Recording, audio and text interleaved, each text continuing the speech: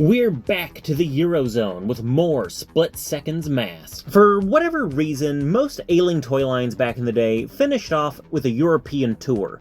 Mattel's Secret Wars ended with a European exclusive wave, as did He-Man. In fact, thinking about it, Mattel did that a lot, because the same thing happened with Big Jim. Anyway, the Split Seconds line did have some minor North American distribution, but really it was at home with the Eurodance crowd, and today we're looking at the 1988 Kenner M.A.S.K.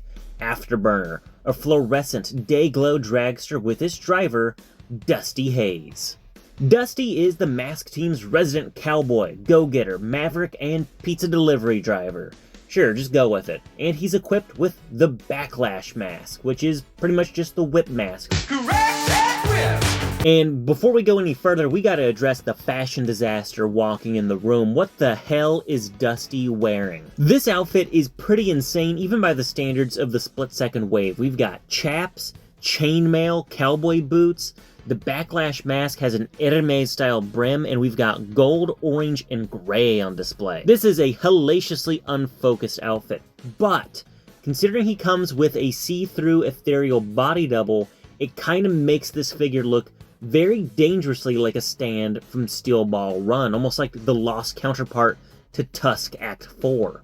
It's a pretty strange look, and even though I do like it, I don't think it works in the context of the toy line. If you look at the Piranha with Shep, the outfit complements that one, especially considering it has a sharky, fish-like mask to emphasize the nautical themes. Whereas here, the cowboy outfit looks completely divorced from the dragster. Now, the Afterburner itself really speaks to me with the neon pink, neon blue, and black accents, and they are immediately eye-catching. It's a fantastic deco with fantastic coordination and beautiful accents. As a Transformers fan, first and foremost, I'm actually really jealous that this is a M.A.S.K. toy. I feel like this deco and this vehicle would have fit perfectly with the European Generation 1 line, a lost Turbomaster or Predator ready for the Autobot-Decepticon war. As I said before, I'm not super familiar with cars, but given a look over, given the old college try, I'd say that this is a rear-engine dragster, not a front-engine dragster.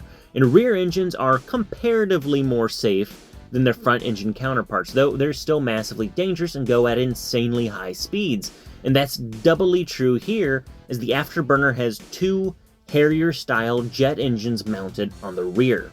And if you think these twin jets have something to do with the split-second conversion, then you're right, and you don't win a prize. The rear of the dragster lifts off to become a small jet, and the front springs up on insanely high struts to become a mobile cannon, a very bizarre and awkward one.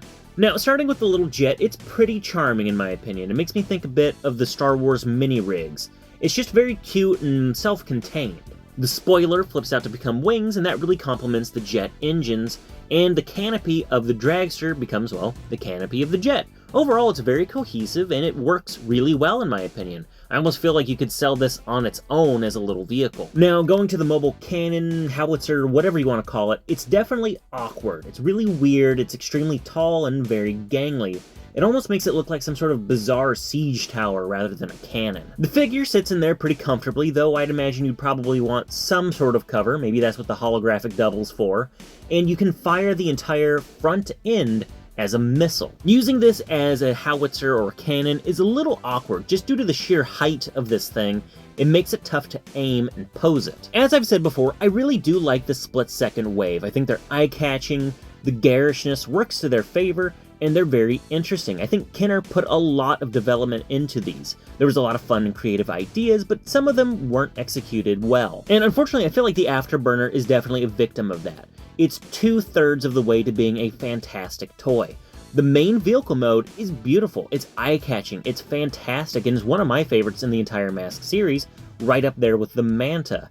The mini jet is also a great little addition. It's a fantastic use of that rear space, but the mobile cannon just feels really weak and really half-baked. I know with the sheer length of a dragster, there's only so much you could do with that front section, but I feel like maybe 1 or 2 more drafts could have gone through development before they finalized it as this. But you know what? You still have 2/3 of a fantastic toy, and honestly, this is just my opinion, if you have a selection of European Turbo Masters or Predators or any of the gauche, garish, and fun European exclusive Transformers, just set the Afterburner behind them and pretend it's part of the crew.